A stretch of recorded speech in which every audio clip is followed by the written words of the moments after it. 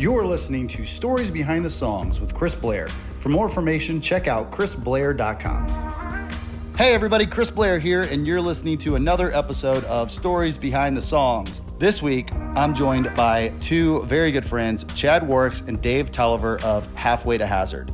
Man, this episode was a blast to film. I love these guys. They're hilarious. We had so much fun.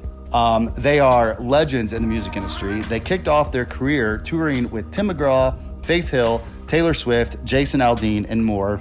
You're gonna hear all sorts of their stories from being on the road with Tim McGraw, their first #1 with their debut single, Daisy, the many ways they continue to give back to their communities, and so much more. They also play a small piece of their song, Daisy, and every time I hear it, I've listened to these guys for years and years and years, and it's almost like I hear them for the first time every time I hear them. Their harmonies are some of the best in the business. They are both continuing to stay active in the music industry. They play all kinds of shows together. They write a ton of songs, and they're also working on some solo career stuff right now with David as a solo artist and Chad doing a lot of behind the scenes producing. So this is a great episode. Let us know what you think, and make sure that you check them out at a show at the Listening Room, which they play quite often. And if you enjoy this episode, or if it made you laugh as much as it did us, let your friends know. Share it. Your support is what keeps us going, and we appreciate all of you. With that said, let's get to it. Here is Halfway to Hazard. Hey everybody, here's another episode of Stories Behind the Songs. This is Chris Blair, and I am here with David Tolliver and Chad Warricks from Halfway to Hazard, and I can already tell how this one's going to go. You know, we get that a lot. It's every time. Don't put us in a box, man. Yeah. You don't know what you. Yeah, we like triangles. No, but man. I do though, because I've known you guys for way too long. Yeah. So we shared a lot of ground together. We have. Yes. I mean, even doing radio tour, that was the first thing anybody ever said. Oh, we've heard about you two. Yeah. And I don't know what we did to deserve that moniker. Even if moniker is the right word. Is that the right word? I'll look it up later. Okay. But we're happy to be here, Chris. I'm happy to have you. This is going to be a blast. Yeah. So, well, let's dive in. You guys have had an amazing career as a duo, as writers, and also now as individual artists yourselves. So I want to try to cover a lot of this. Yeah. Let's go back to the beginning from Kentucky. Tell me how you guys got into music in the first place and how you two met. We were both musical kids, but in our own little hometowns in Kentucky, little small towns. So we kind of knew of each other, but we actually didn't know each other personally. He had a reputation of being a kind of a cruel dude. Like he was a crooner. Said he was ruthless. You know what I mean? He would like play like Girl Scout conventions and sing in malls. He was kind of like the male Tiffany. You know what? Where did that come from? My mom and dad used to take me around in a Winnebago. We had a Winnebago. Yeah, say with tracks, man. Yeah, that was his thing. And they had a sound system, 2 speakers and a preamp, and a tape deck. And Mom would switch out the tapes, and I would wear my little tuxedo and sing Chuck Berry and Elvis and Ricky Van Shelton. I was the opposite. I grew up in a musical family where everybody played an instrument. You know, like family get-togethers. Everybody had banjos and mandolins and guitars, and it was picking and grinning. You know, Every family get-together was on the back porch. It would start as a birthday party or something, but it would always end up with people getting guitars out. So as a kid, I was interested, but I really didn't take that much interest. I played piano a little bit. And I was into motorcycles and, you know, like every kid, you know, stick and ball sports, you know what I mean? We started doing it. Stick and ball? I've never heard it said that way before. Well, buddy, I'm here to educate you. Balls and stick. That's like fraternity in Caddyshack or Revenge of the Nerds. So we were both doing music. I'll bring us back here. Yeah. We were both doing music as kids, but not together. And then Nashville actually kind of brought us together. He moved to Nashville. I came here to go to Belmont University in 1993. So I've been in Nashville for 30 years, which is pretty crazy. He came. What year did you come? I came in 1998. I was going to. Yeah. I'd taken a break from music in high school. You put the tracks away? I put the tracks away. I didn't start playing guitar actually until I moved to town in 98. I was going to go to medical school. I was going to go be a doctor. and I was going That's to scary. university. That is so scary. It is. Let me go take out your liver today. Now you just hush. Yeah. No, I was going to University of Kentucky and was working in an emergency room and saw, I just saw a guy come in. They brought him in. He was dead, and I was like, I can't separate the human side out. Like, and God bless doctors for doing it, because I can't do it. But I dropped out of school and quit my job and called Mom. I was like, hey, Mom, guess what? I'm moving to Nashville. And it's one of those situations to where you don't really know what they're going to say, but I had an idea. And she goes, what do you need? And I was like, oh, okay. And I moved to Nashville and got a job at Applebee's in Hermitage, and I was working there. And I'd called Lori, Chad's wife, because Lori and I did like theater together growing up and show choir and stuff like that. So I had a better relationship with Lori. So I called. Lori was the only person I knew in town. And I called her and I was like, hey, what's going on? She's like, just hanging out. Why don't you come over and me and Chad are here. And we came over, and you were carrying a briefcase at the time, I think, which was very odd. And we went to Green Hills Mall when it was actually still Green Hills Mall, and we ate it like the burger place there. I don't remember what it was. I don't remember this. Dude, yeah, dude. I can't. You didn't talk to me much. I didn't really like it at first. But I reconnected with them, and I mean, it was cool. Like, and I was active at that time in '98. I was still in school. I was getting ready to graduate, but I was active playing in bands, on campus and doing all that stuff. But at that point, I had like signed with a booking agency. Then we were playing covers, playing all the frats and going and doing all the stuff like that, But it was good. It actually was good money, and it was fun. And it, looking back, it really helped me with my chops and learning how to deal with crowds and rowdy, drunk people and all that kinds of stuff. And I think it's kind of like paying your dues. But David started going with us, and he was. I started going to watch him. He did. He was going to go watch, but then it evolved into like. He started kind of working for us. Just helping. I would just help them carry their stuff, and then it was a funny story. We all look back on it now and laugh about it. He was the worst roadie we ever had. I mean, he would get distracted. You know what I mean? Like, we're waiting for guitars to be tuned and hand to us, and he was supposed to help with driving, but. He partied too much the night before, and he didn't feel like driving, so it'd be sleep, and we'd have to drive, and the guitars would never be in tune, or he would never be at the guitar tech station. He's like, we go to get a guitar, and it's not there, and it's still in the case. Or I had to get a drink. So we made fun of him, but we became fast friends. I mean, it just worked, and we had the same sense of humor, and we loved, a lot of the same things. Being from Eastern Kentucky, a lot of the history was the same. Our families, just everything kind of made sense, and it just fit together like a glove. And it's hard not to find a kinship and a familiarity. Familiarity? That's a good word.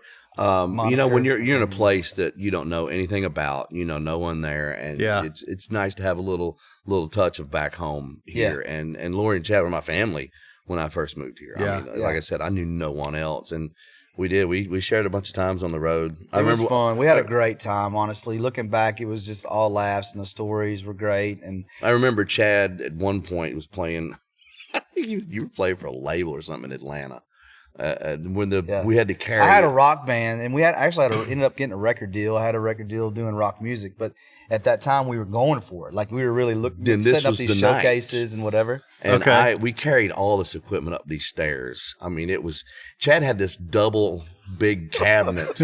It was 2 Marshall cabinets. True. And cabinets are the big speakers, and they were all called it the Monster. And I was. It looked like you were carrying a washer and dryer in. You know what I mean? It's like I am dead when I get up the top. And that night, I'd never worked with a Boss pedal tuner before. Oh. And I didn't realize the little red dot on They had just kind of come out. Yeah. You know what I mean? Yeah. They were new at that time. Yeah. It was kind of a game changer to have like a pedal tuner and all that. I mean, everybody takes it for granted now, but at that time, nobody really had seen many of them. And the little red dot on the top of it means it's sharp. And I didn't realize that dot was there. Oh, I went to grab a guitar, man. I carried it out to him. He was so proud to give it to me. Look what I did. It's kind of like a dog when they do something bad and they come and show you. It's like, that's what I felt like. He brought me the guitar and he was so proud that he had it all tuned up, ready for me. first chord, it sounded like, you know, was the devil aliens. went down to Georgia. It was whatever, aliens and demons monkeys. coming out. I don't know. Everybody else was playing a song that Chad wasn't playing. Is basically how it was. And there's literally like a couple of record labels in the audience. You know what I mean? He It's like takes a showcase, it off and you know? slings it back at me. I'm like, nope, this ain't gonna work. Give me something else. But I learned. Yeah. But after that, I mean, Trial by fire. Chad had a manager, Christopher Washko. God bless him for putting up with us for many years. But he was like, I'd played a little bit, you know, just in friend circles. I'd learned how to play some chords on the guitar, and I was playing a little bit more. And I was writing with a bunch of guys that I met at Applebee's that basically taught me how to write songs. And I had written some songs and played them for Chad and Lori, and they were like, oh, so he told Washko, his manager at the time, about it. Yeah. And who had a history. I mean, he was working with me with rock music, but he had worked with Travis Tritt and with Chad Brock and James Otto, like when they all came to town, and was doing some other things. So he had a country background as well. And I was like, David's got a real country voice, could sing and write and doing some cool stuff. He's like, no, he's just another guy coming to Nashville. He kind of blew it off, and I was like, man, you might want to check him out. And I kept saying it, and then finally I played for him one day. He was like, oh, okay. Yeah, he said, what do you want to do? The light bulb came on. He's like, oh, I get it. I was like, I want to be an artist. I want to write songs. I want to play music. And he said, well, and he started working. And that's when I became his country guy, and Chad was still his rock guy. That's right. And then Chad was out, you had some success on radio with Sodium, but sometimes things just, everybody knows it just doesn't work out. And it's fortuitous that it didn't for me. Yeah. Because Chad, I was like, man, you want to come because I was doing this thing at 3rd and Lindsley. Yeah. Not to rep another place by any means. Oh, no. No, that's but good. I was playing every Monday I took over Keith Anderson's slot at 3rd and Lindsley when he got a record deal and quit. Yeah. Quit playing there. And I was playing shows, and I hit Chad up when I was like, hey, man, why don't you come, play some shows with me? And we started playing those shows, and it just started becoming a thing. I mean, the first performance, I think there was maybe like our wives were there.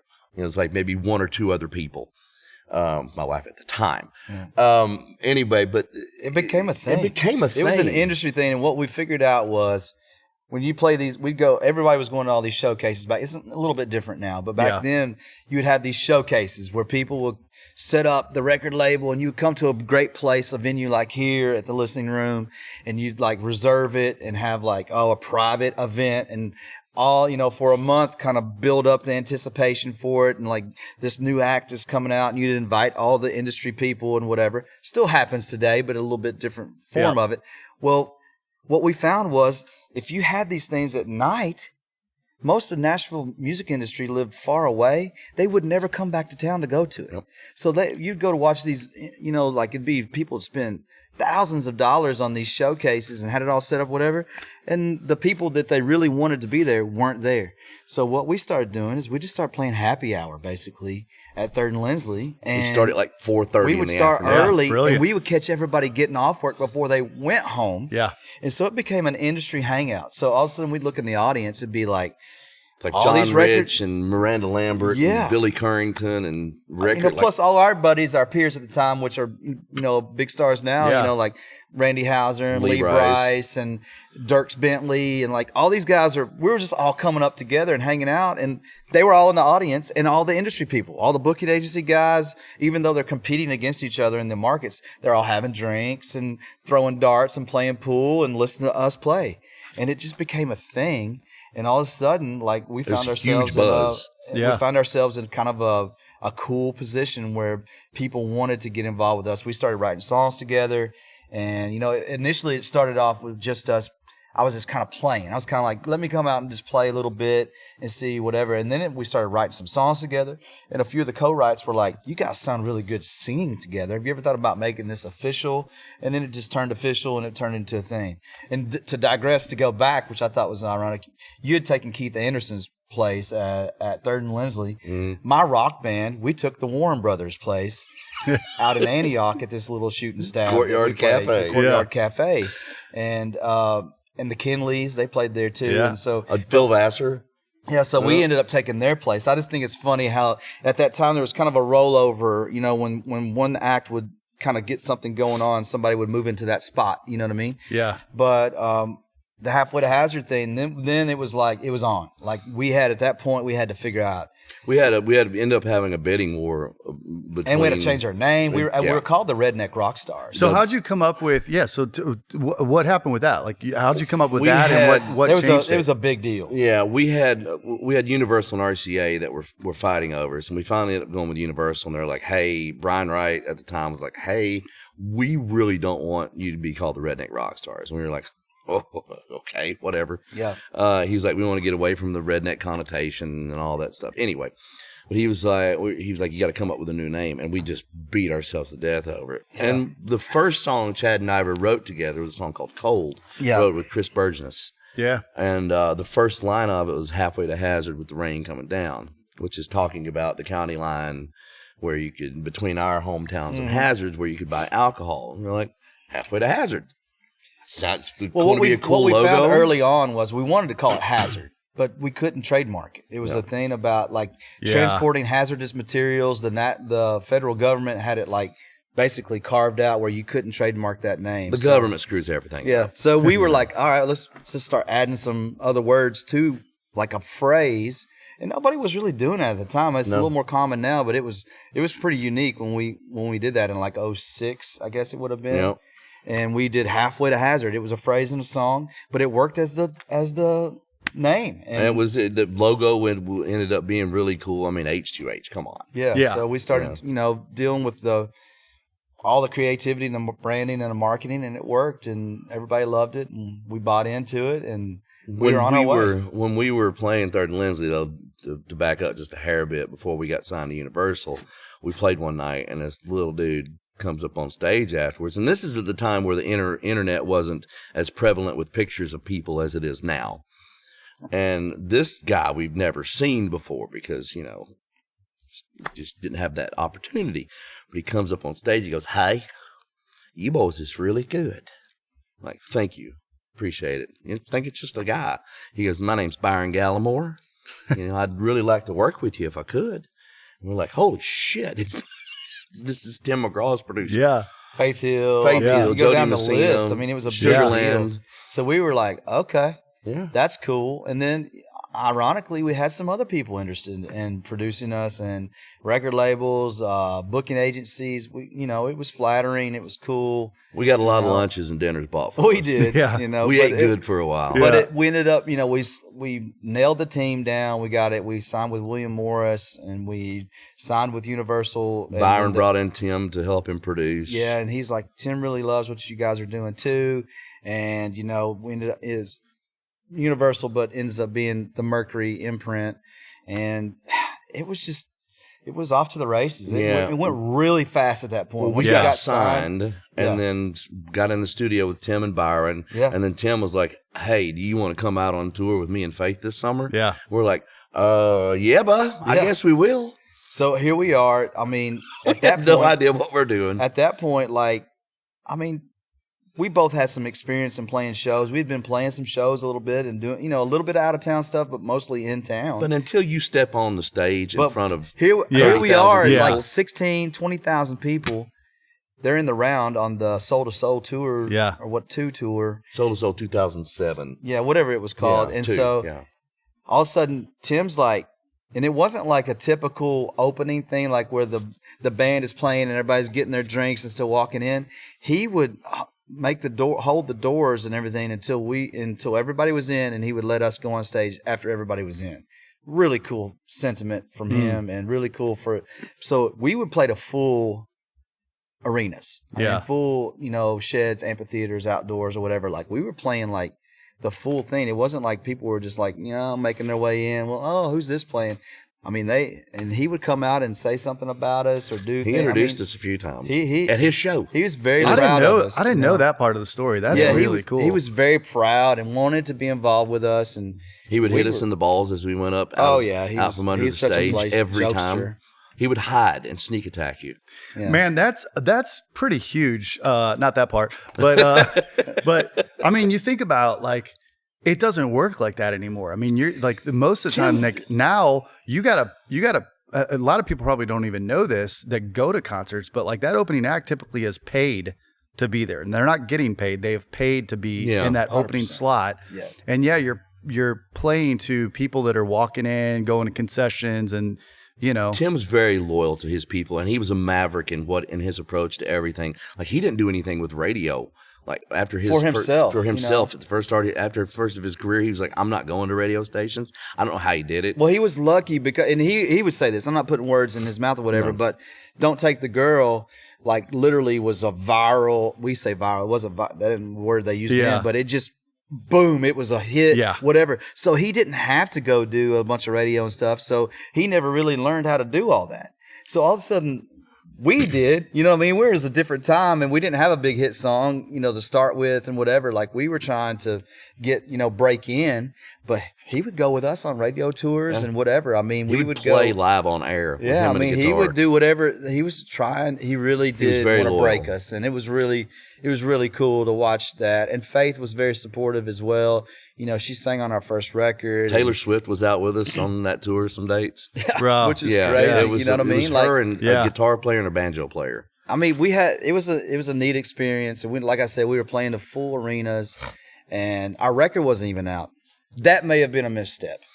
We tried. We were like, look, can we have our record early to sell when we're on the biggest tour of the summer? And they were like, yeah, we don't know if we want to do that right now. That part of the strategy, looking back, hindsight's always 20/20. Not mad about it, but I just don't. I think, to me, knowing what I know about the business now, I think if we had something for sale and had something to promote instead of waiting, you know what I mean? Like, I think people were caught. They're excited in the moment. They might go buy. We did sell some merch. I mean, you know what I mean? Like, but we didn't have music ready. We didn't have music available. And it wasn't, you didn't have Spotify. You didn't have Apple that Music. stuff wasn't around it. It's Pandora. a different animal, You had to catch that, like Chad said, you had to catch that excitement in the moment, and them wanting to have that $10 CDs at the time. You needed to have that ready, or at least available. A single or whatever on a CD. You know what I mean? Something they could hold in their hand. It was a tangible object at that point.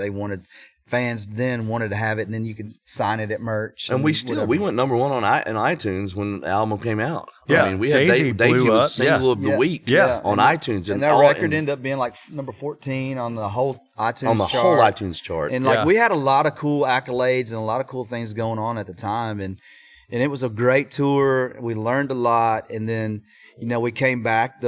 I guess it was like the following summer. The following summer, we ended up going back out with them again. It was Jason Aldean, Halfway to Hazard, and Tim McGraw, and that was a fantastic tour. It was a lot of fun, and that was all outdoor amphitheaters and sheds across the U.S. and Canada.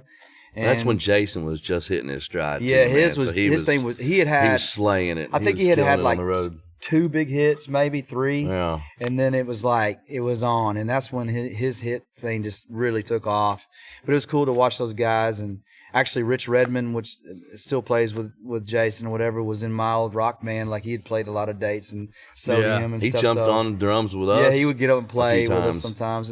And I knew those other guys. Actually, I mean, Kurt and Tully both I knew from Antioch, from playing out at the Courtyard Cafe. It was a small, everybody kind of knew each other. Yeah. And at that point, we got to be good friends with all of Tim and Faith's band and stuff too, and knew all those guys. And a lot of them were session guys that had played on our record too. Mm-hmm. You know what I mean? So and it was just ironic to see how it all worked. And it was a small, and it felt good. We played basketball with them every day. It was required.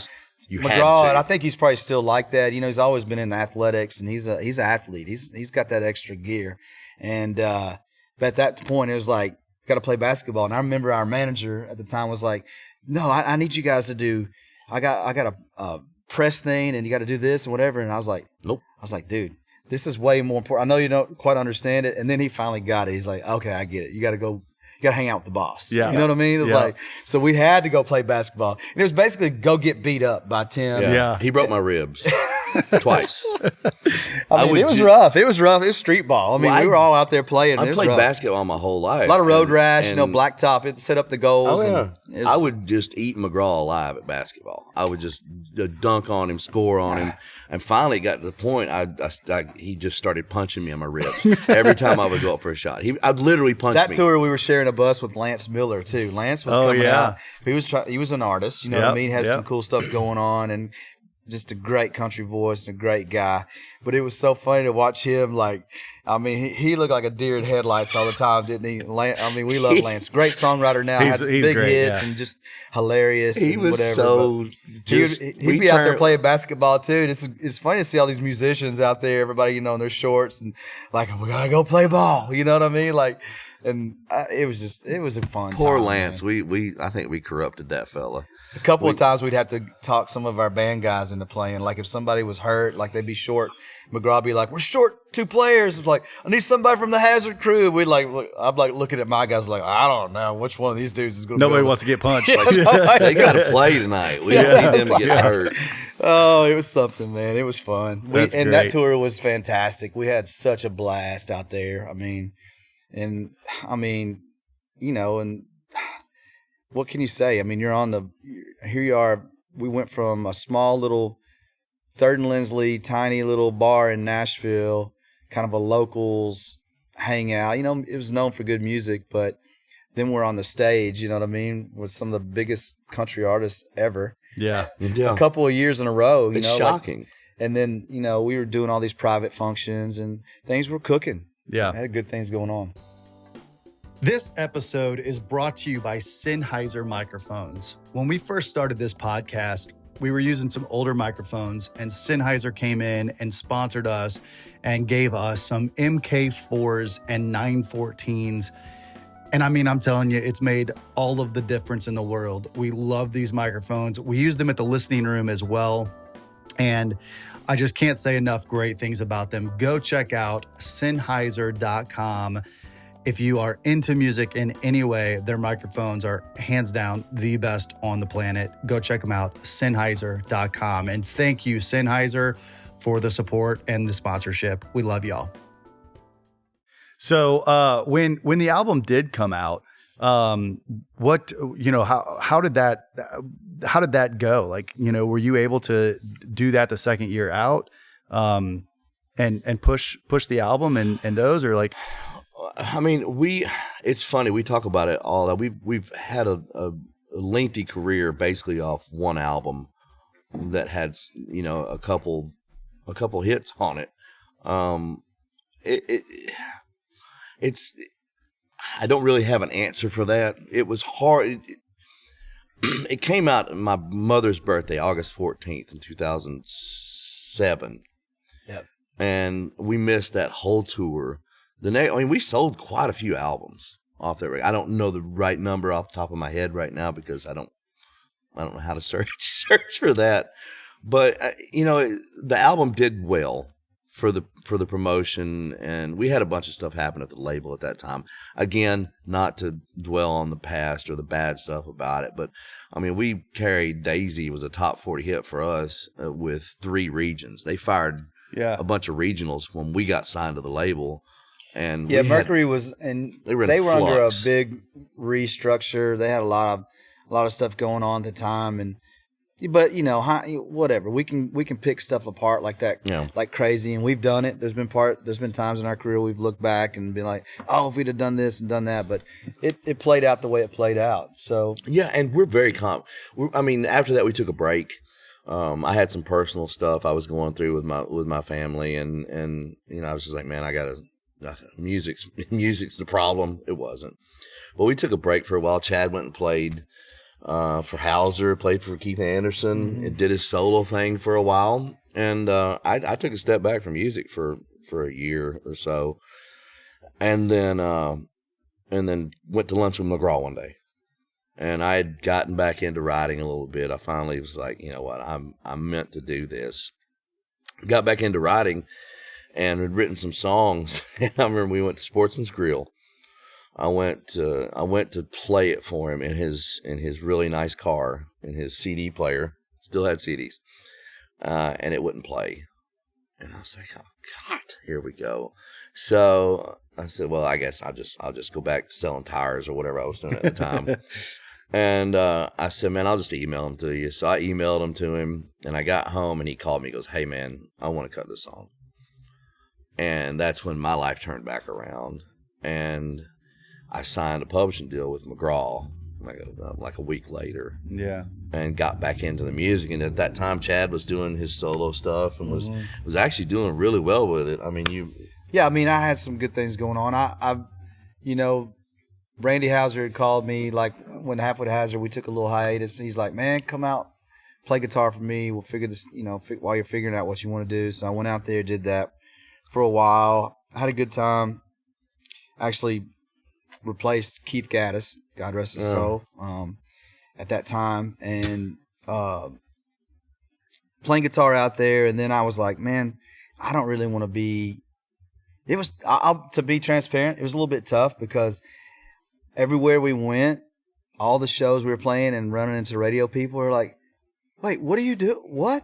What are you doing? Whatever. And they'd be like, what happened to, what's going on with Hazard? And blah, you know what I mean? So I was constantly answering those questions when I was out there, running into, because Hauser was killing it, Boots On was doing great. Like that record was doing really good, and he had a lot of things going on. So radio people were around, industry people, you know what I mean? So I would kind of try to hide, where I wouldn't have to answer questions or whatever. But so I was like, I don't really want to be out here on the road doing this. So I ended up switching places with Keith Anderson's guitar player at the time, Bob Hatter, God rest his soul, was like ready to go be on the road a lot more. So we kind of swapped places. Keith was not playing as much. So I went and played for Keith for a couple of years.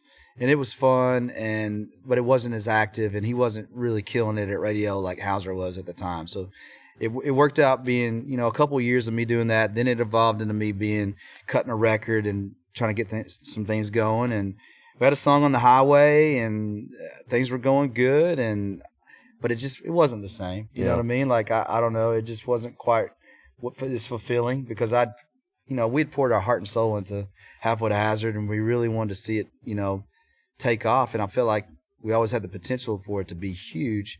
You know what I mean? And as much effort as we'd put into it. I mean, as much as you want you want yourself to succeed, some things just feel right. Yeah. And Chad did his thing for a little bit, and then slowly but surely we kind of crept back into it. I had a tour. I was opening for Craig Morgan, and we were out doing tour dates, for a couple of years. I was doing that. So finally we'd start seeing, it wasn't like we were mad at each other or we were still hanging out when we were around or whatever. We just weren't doing active Halfway to Hazard. I was focusing more on the songwriting side. I was in town, I was doing that. I do writers' nights here and there. And then finally, I don't know how it came about. We just kept sneaking back closer together, and we would be like, well, let's go do this. We kept getting offers for shows. We've never not got offers for shows, which is amazing. Like Still to this day. I mean, we can talk about that right now. Like, I mean, it's funny, like, we couldn't really quit if we wanted to because, I mean, right now we get about 20 dates a year that just fall in our lap. It's either for great money or for a great charitable cause. And they're great shows, I mean, so we love doing it, and it's a lot of fun. And it was the same thing then. Like, people just kept saying, well, we got these shows. We got this little tour. Come do this. Come do that. And we're like, all right. So then all of a sudden we started writing songs again. And we signed with signed with Buddy Lee. Yeah. We had one song on another little record label for a minute, and then that record label ended up doing pretty well. But anyways, after we left, you said something right there that I want to jump in on, because I think, like, you guys know how to throw down, how to put on a great show. But like I think it's also important to talk about, like, both of y'all's hearts, and you love giving back too. And you talked about like you go and you do all these like corporate gigs and benefits and all of that. But with the benefit side, you guys have raised a lot of money for music programs in Kentucky. Yeah. And you give of your time in that way too. Well, much is given, much is expected. And we had an idea when we were a long time ago, around the time we were out with McGraw, we were like, we want to do something back home. We want to do something that we want to do, because we had done like the Miles for Music with Dirks and a bunch of other charity stuff, motorcycle rides or Harley stuff with Montgomery Gentry and with McGraw, and doing all these. They were really cool events that we never really, until you're in country music, you didn't know that these kind of events were happening or whatever. And some of them were based around CMA Fest, which was at that time fanfare, whatever you call it. And then every artist kind of had their little unique thing. You know what I mean? There was the softball game, and there's there was these Harley stick and ball, and there's you know what I mean? Like there was Harley rides where you have celebrities and people would mix in, whatever. And we both rode motorcycles and stuff like that. So we would always do the Harley ride. Anything was at a Harley, we were like, sign us up. Our management always knew, like, sign us up for that. If this is in Vegas for ACMs or in Nashville with Dirks or Montgomery Gentry or McGraw or whoever. And so, but then we were like, man, we want to do something that's like unique to us. And at that time, I got to tell you, it was pretty... nobody was doing anything like this. No. So we were like, we want to do ATVs, dirt bikes, and a big concert, but do it back home outside of Hazard, Kentucky, somewhere close to where and it just was a godsend the way it all happened. It was a big, like everything just opened up and worked out. We had this family idea that donated the farm. They donated the land. They're like, we want it to happen here on our property. Built like this stage. 1,000-acre property that they basically donated. And then we had all these volunteers want to come and build the stage from logs and stuff that were right there on the property. And we're not talking about like a little rinky-dink stage. No, this we're is talking a about huge stage, just like, like a 200-foot long stage. Yeah, I mean, it's like crazy. Like all these, all these things came together. This trail ride, at the time, Kentucky adventure tourism was just launching, and they were wanting to expose and try to, really get people outdoors and on their trails with dirt bikes, and that whole segment that's now blown up. You see it, especially since COVID. Yeah. Like you see like all these rides. Brimstone's big over in that area. Everybody has now. These rides like this. I'm telling you, nobody had done this at the time. And we were trailblazers in this. We should get like royalties from all of these rides. But nobody had been doing it, so we set it up. Everybody told us we were crazy for even trying it because our manager was like, "No, it's not going to work. You can't do. There's no infrastructure. We were talking. Nobody's going to come there. Nobody's going to come way up in the middle of nowhere. Was it just you?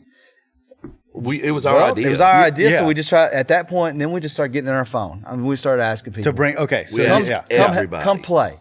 Come do this. Come be a part of it. Whatever. And we were going to give all the money to charity. So there was a facility right there near the stage. In that property, that was a school and a almost like a. It's a second chance home for kids. That have made bad choices and whatever, and so that's kind of how we started. And they were fantastic to work with, and then we just started expanding it. And every year we did it for 7 or 8 years. Yeah, the first year was like us and. I mean, these guys now, but you didn't know them then. It was like Hauser and Lee Bryce and Daniel Peck and Gabe Garcia and Brian Davis was a songwriter at the time. And I knew it blew up, but like that first Stormy year, got involved, you know what I mean? Yeah. And he started putting it on his little TV thing that he had, Headline Country. All that, whatever it was at that time. And then McGraw came the next year. Dirks came. Chris Young, Montgomery Gentry, Keith Anderson, Hauser, Lit. Then we had all these cool songwriters too. Chuck Cannon and Randy Montana. It just blew up in this thing, and all of a sudden, every year we'd look out, everything would grow. And it was like 10,000 people at this thing. And we had grown it from nothing. It was a field in the middle of beautiful Eastern Kentucky, where we're from, in my home county, and there was no infrastructure, there was no stage, there was no electric, there was no water, and then by the last year that we had done it, we had water out there, we had electric, we had all these food booths and people and playing nobody these shows. got paid. The volunteers, people that worked everybody the just door, did it. It was $20 a carload, and we donated all the money and then we started expanding into going to all these schools in Kentucky, not just Eastern Kentucky, but Central Kentucky, Western Kentucky. We just started going and asking them, hey, give us your Christmas wish list for your band program, your high school band, middle school band program, like for instruments and microphones and PAs and mic stands and music stands, tubas, saxophones, whatever. And they would just send us this big list. And this stuff is expensive. It's not cheap. We couldn't, but we wanted to make an impact, but it's really like, okay, we've got, $5,000 to spend at this school is like, we can't just go in there and buy one saxophone. You know what I mean? Like, because saxophones are like $3,000, you know, they're like guitars. They can be whatever. So we would figure out how to go in, spend the money, allocate it correctly. And every year we would kind of pick a school and go with them. And we did it for, 8 years or something. I think we're right at $2 million raised with Crockett'sville. And a couple $1 million amazing. we ended up raising up there. Yeah. And then we did a lot of stuff on local television and in Kentucky and stuff we had a lot of natural disasters, you know what I mean? Floods, like and flooding and stuff like that. We and still continue to help as much as we can up there when we can.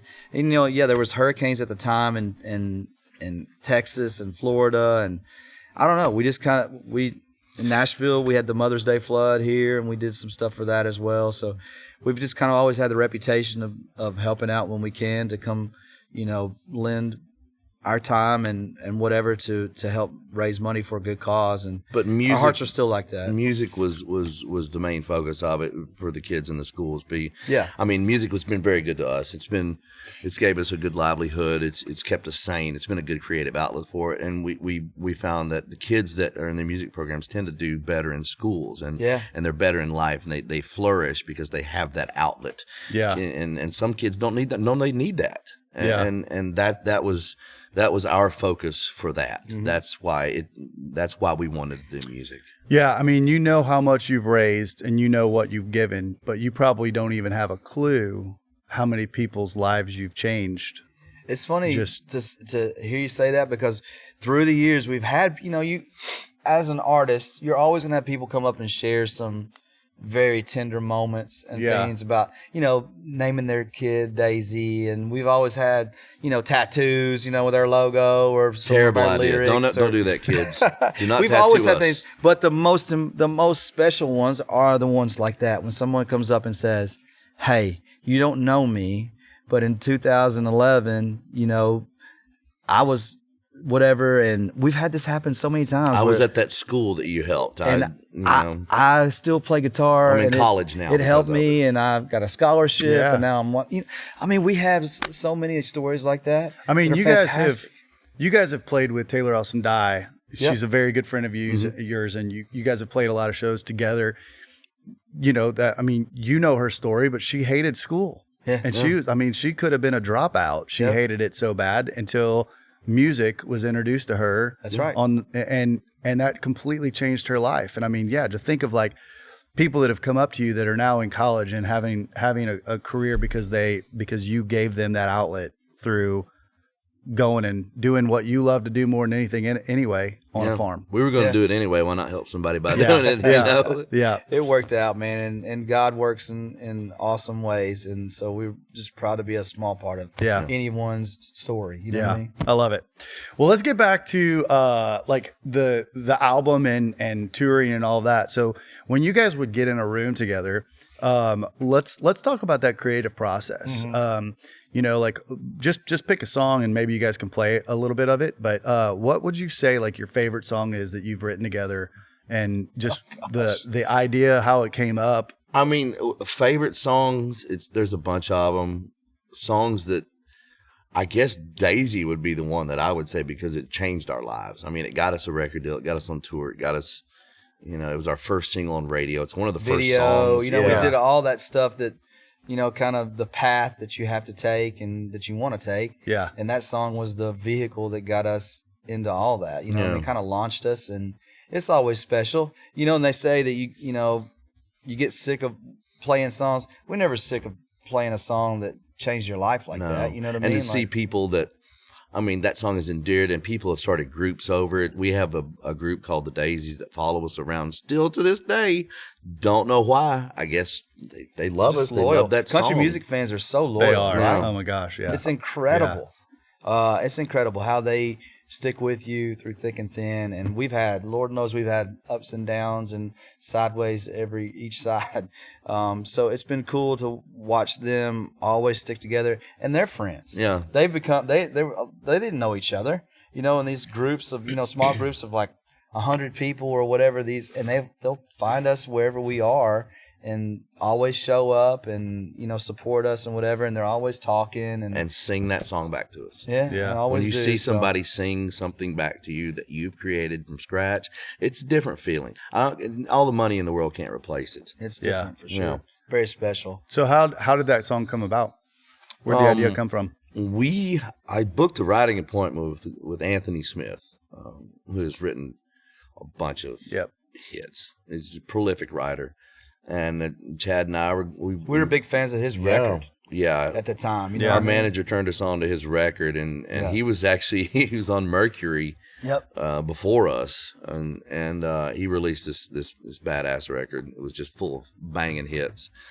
But we got a writing date with him, and we went to Universal, which that's funny. It was before we got signed to Universal, but it was Universal Publishing. Mm-hmm. And we were upstairs, I remember for a fact, and we went in and we were just throwing around ideas. And we started writing another song. Yeah, we started writing a song called Got Back Up, which was on our record too. Mm-hmm. And we actually wrote 2 that day. Mm-hmm. And Chad started doing this thing, and Anthony joined in. I was like, oh, that's pretty cool. They're like, like, hell. And we started writing some lyrics to it, and in country music, you have to kill somebody, I think. And why not kill a mother in childbirth? You know, that brings everybody together. We were all fans of story songs. Yeah. You know what I mean? Like that's the thing about a song like that. Like it's a story song, and that's what's always attracted me to country music. I love big guitars and production and fun shows and high energy and stuff. But also in country music, I love that you can break it down with a voice and maybe 1 or 2 instruments, whether it's guitar, piano, whatever it might be, and just focus and hone in on the lyric, and the story takes you and you somewhere. see the pictures. You can see the characters. So that was what we were trying to do at that point when we sat down and we started writing the song. Mm-hmm. And Anthony's so good, man. He would just – I remember we were having trouble with one part, and he was like, and he walked out of the room. And came back in like 5 minutes later and had it done. It's like, holy shit, that's really cool. Yeah. And then I honestly, for me at the time, I knew Daisy was a great song, but I was all about Got Back Up. Because Chad and I were just rocking out. We were heavy Marshall, Les Paul, just screaming. And that song was so much of a different entity for what we were doing at the time. At our live show. At our live show. You know what I mean? But everybody kept commenting on it. They're like, oh my God, that song's amazing. And I'm like, it is.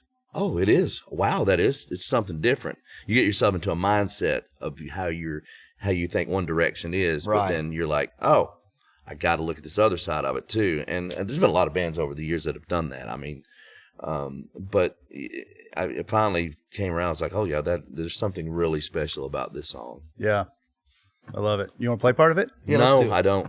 Let's do it. Yeah. Ready, Waddy?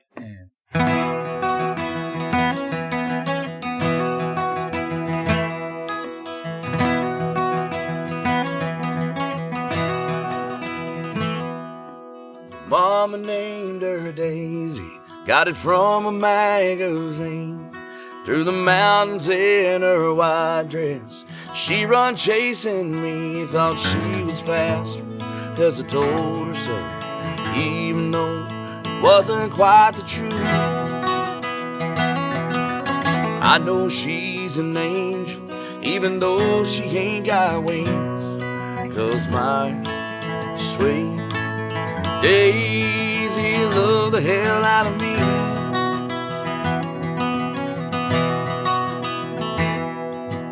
There in the back pew of a Sunday morning church, the preacher preaching gospel, that's when I gave her her first kiss. She told me so, even though it wasn't quite the truth. I know she's an angel, even though she ain't got wings, 'cause my sweet Daisy loved the hell out of me. She gave me her body, she bared me her soul, didn't ask for nothing. Led me down to the river, she said you need to be baptized. Help me under the moonlight. Lord, I don't know why. She loved the hell out of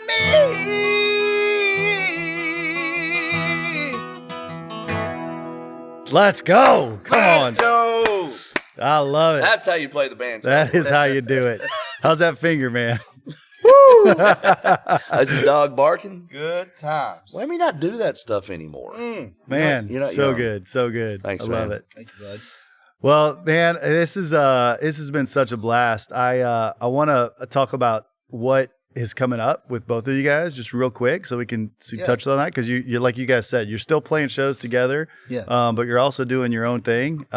So just real quick as we kind of wrap up, either one of you go first, but let's talk about your solo career stuff too. Man, I've just been actually. It's been a really good couple of days for me. I've been writing. I started writing at Curb Word Publishing a couple of years ago, and they've been setting me up with people, and I've been focusing a lot on songwriting. And I found out that I'm getting a Ronnie Dunn cut. Come I on. found out day before yesterday, and it might turn into a cut with Garth Brooks as well. Wow. So I'm pretty excited David, about that. let's go, I don't dude. want to jinx it. Yeah. I Too hope. late. I know.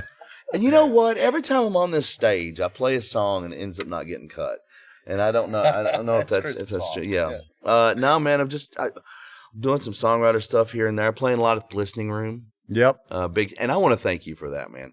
Oh, man. I got to tell you, I know it's hard to find a place in Nashville that takes care of songwriters as much as you do, and I know you're a songwriter and you understand, dude. Thank you. Oh man, This place has changed a lot of people's lives, and it's helped a lot of people through a lot of hard times, and me included. So thank you for building what you have here, man. Appreciate that. We played. Honestly, we've been blessed. We played every venue in Nashville, obviously, and then across America, Canada. I mean, we've done a lot of cool stuff. And this venue is unique because you really take care of the performers and the writers financially, as well as promoting them and stuff, and that's a big deal. And from our side, which I know you are a writer as well, but from us, a big debt of gratitude to you. Thank you for having a facility like this where because you're bringing in, what's your capacity? How many seats? 250. So 250 people every time, and it sells out every time. It's just amazing what you do, and you're exposing people that might not have ever seen this kind of format, and it's amazing. Thank you for doing what you do. Appreciate that to both of you. Yeah. We've actually got a show coming up. We do a thing every year for back in Kentucky. Yeah, to help buy Christmas presents for kids that might not be able to afford it. Still giving back. We always do. Yeah. I We're trying to build up that karma for stuff we've done in the past. We're trying to overcome it. We're actually doing that with Taylor. Yeah. So that's a fun show. We do an annual thing we do every year. We'll also do Tracy Lawrence's Turkey Fry. We've done that. I don't know how many, a dozen years at least. It's been a lot. Yeah. We do that every year. We love being a part of that great charity. And Tracy does a great job with that event. So we're still getting show offers. Yeah, we get shows with we've got show offers for next year. This year we went to Canada again, which was nice to be back up there. We did a show with Darius Rucker a couple of weeks ago. We still get offers to play a few shows, and as long as the offers come in, we'll still honor them and get out and play. As far as me personally, I'm kind of taking more of a producing type of role. Like I love being creative behind the glass and helping other people with the production and the how the music. I've always been attracted to that. I've always done that part when we were being in the studio and stuff. I love being a guide or someone that can maybe hear it a little bit different way and try different ideas and putting different personnel together and being creative and process that way. But I love doing live shows too, and I actually got a project. I get approached by some strange, interesting projects all the time, and I got one this week that I'm not allowed to talk about, but it's interesting to say the least.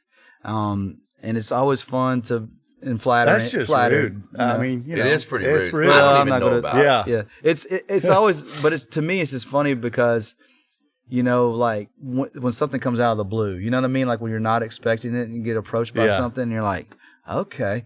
And then you have to wrap your head around it. But, honestly, at our age, like we really vet it out now. You know what I mean? Before, 20 years ago, anything that came along, you're just hopped up. It's like, yeah, sign me up for it. I just want to play. But now you think about it a little more.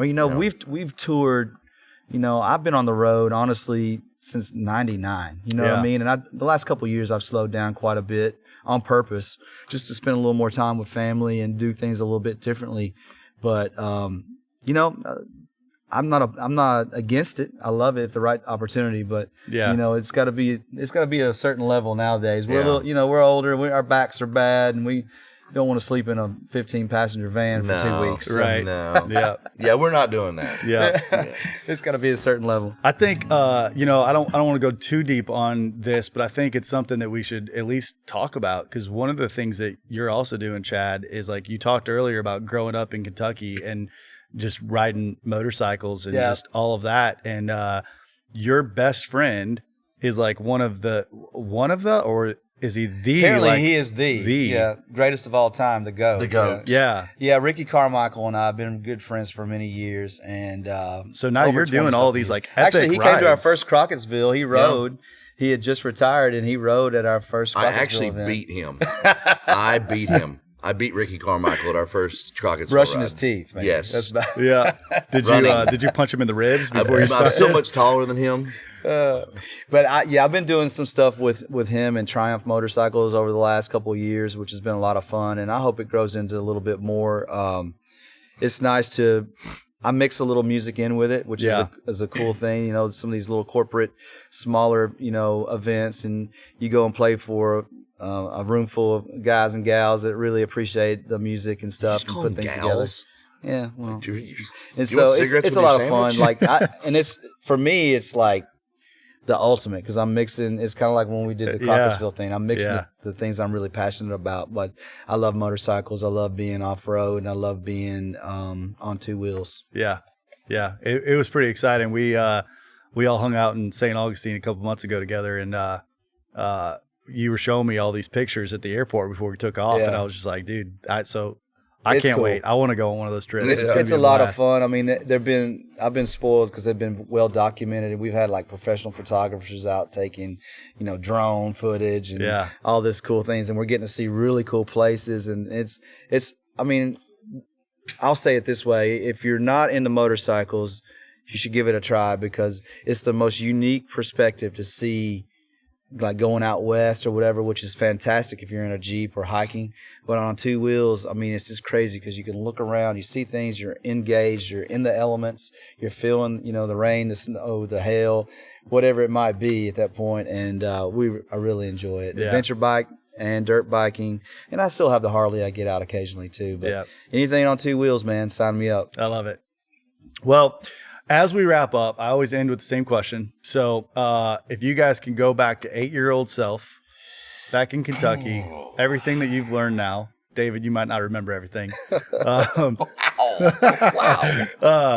If you go back, like everything that you've done, what advice do you guys give yourself today? David, start with you. I'd pay more attention.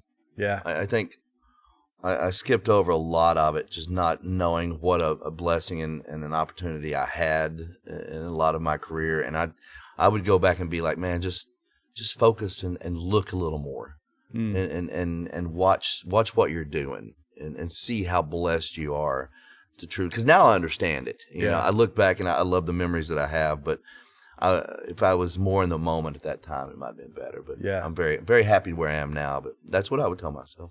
That's great. Chad? I really wouldn't change anything. I have zero regrets. For me, I might tell myself to enjoy a little more and not overthink things. My personality is to overthink things. That's just my personality. So that might be my advice to myself, is just like, don't overthink it. Sometimes just follow your heart and jump with no caution, just jump in the water. Love that. Well, this has been a blast. Thank you, man. Thanks for having us, bud. Yeah. Thanks, Zach. Yeah. All right, y'all. This has been another episode of Stories Behind Songs. You've been listening to Halfway to Hazard. We'll put notes in the liner notes below, so you can go find out where to follow these guys, please go follow their music. I'd like And to thank my mom. I'd like to thank. What I do just with keep my going. hands. Just keep going. Yeah. Yeah. I guess we're done, right, David? You're going to take over. I'm hungry. You want to take us out? Hey, you take us out. How about you take this us has out? been the stories behind the song with Chris Blair and Halfway to Hazard. I think that's what it's called. I don't know. We'll see y'all next time. Thanks You for guys, listening. Thanks.